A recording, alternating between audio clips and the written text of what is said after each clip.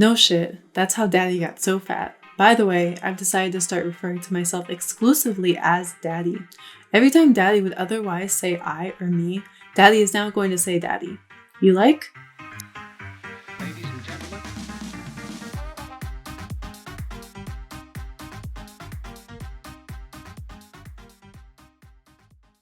John Green has made so many amazing books, and I actually picked up An Abundance of Katherines in a pack with 3 other books.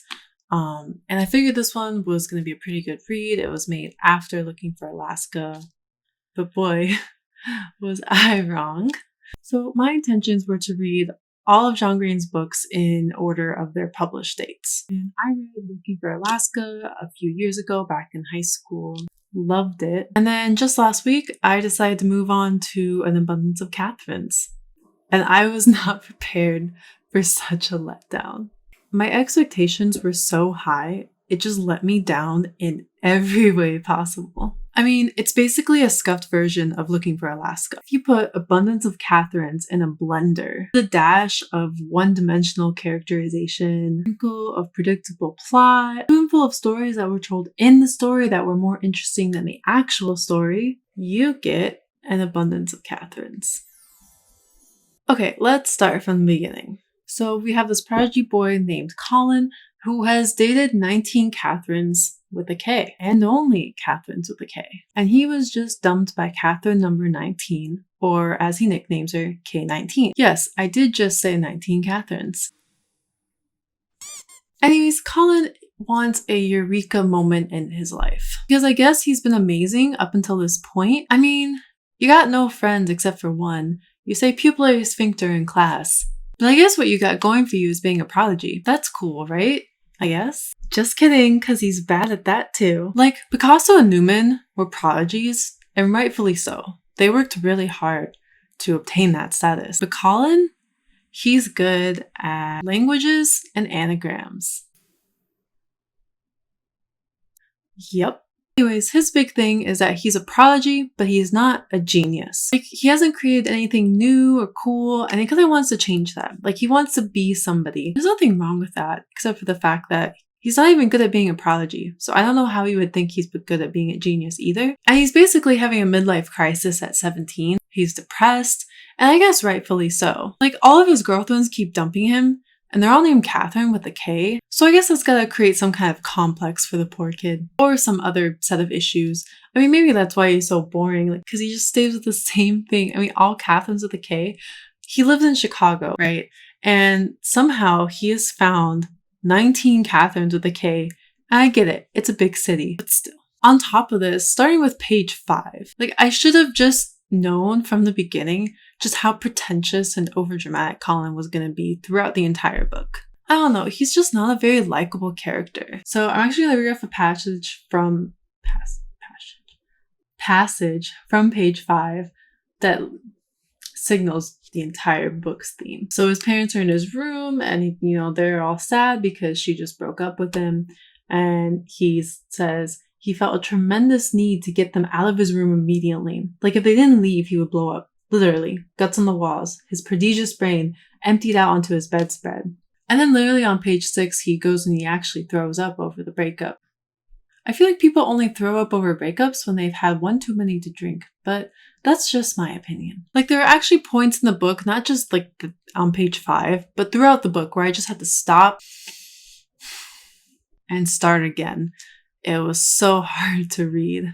I feel like John Green had an idea of how bad his book was going to be, and he hinted exactly how it's going to go to the T. It's like he knew that this shit was way too much, but said, fuck it, this is what young adult is.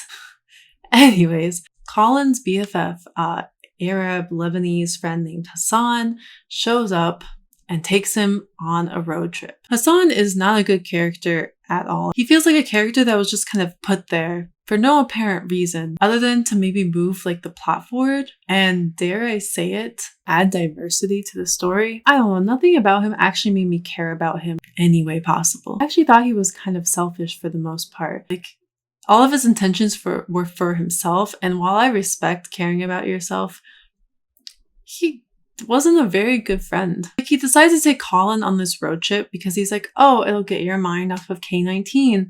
Like, I'm gonna take you out, buddy. But if you're reading at the beginning and you kind of notice all the things that are going on in Hassan's life, like he's a college dropout, but everyone's trying to get him to go back to college, and also being pressured to get a job at the same time.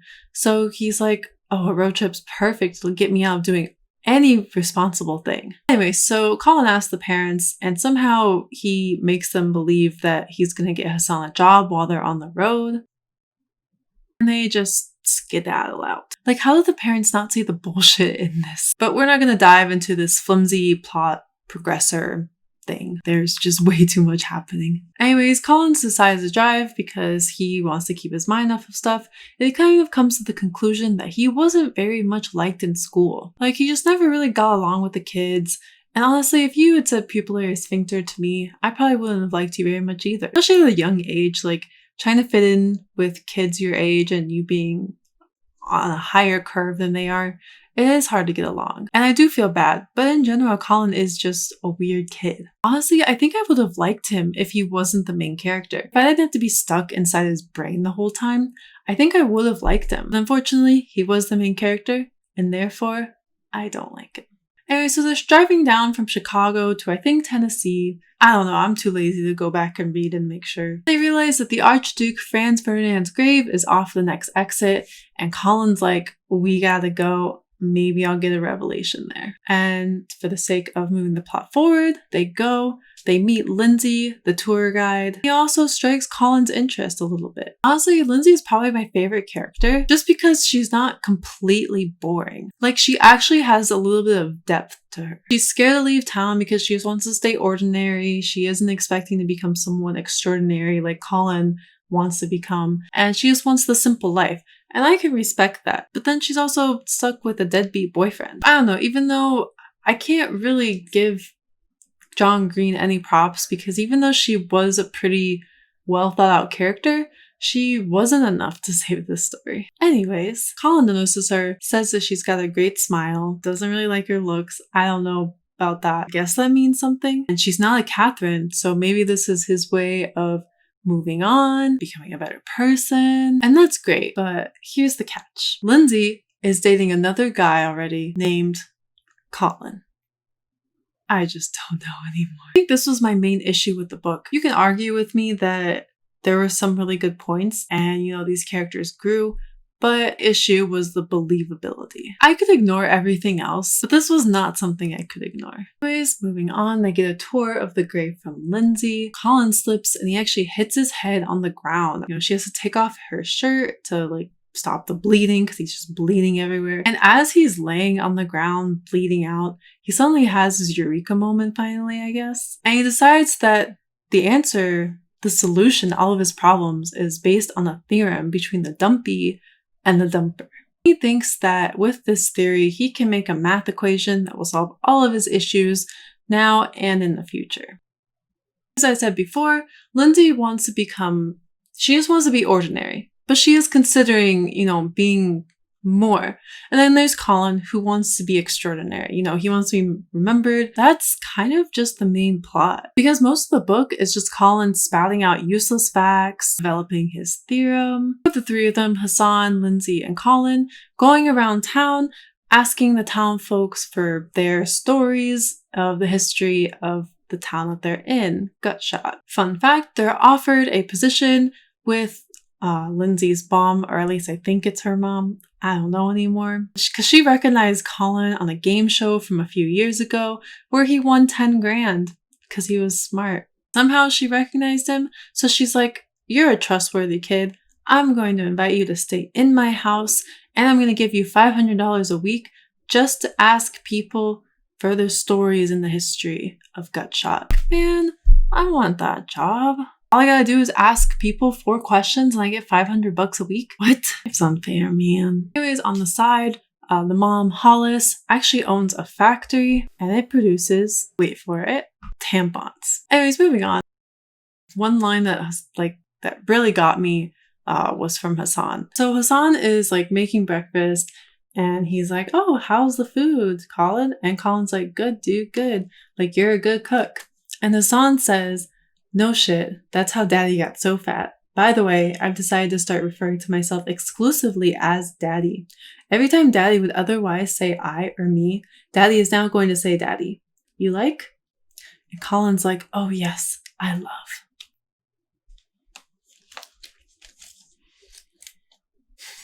Look, this book was written 13 years ago. If you were alive back then and like not just a kid, was that line cool? I just know it ain't cool now. So it was just weird for me to read that. I had to physically stand up and just walk away from this book after reading it. And this was only on page 99. So we weren't even halfway through the book. Moving on. So Colin starts to develop feelings for Lindsay, like real actual feelings.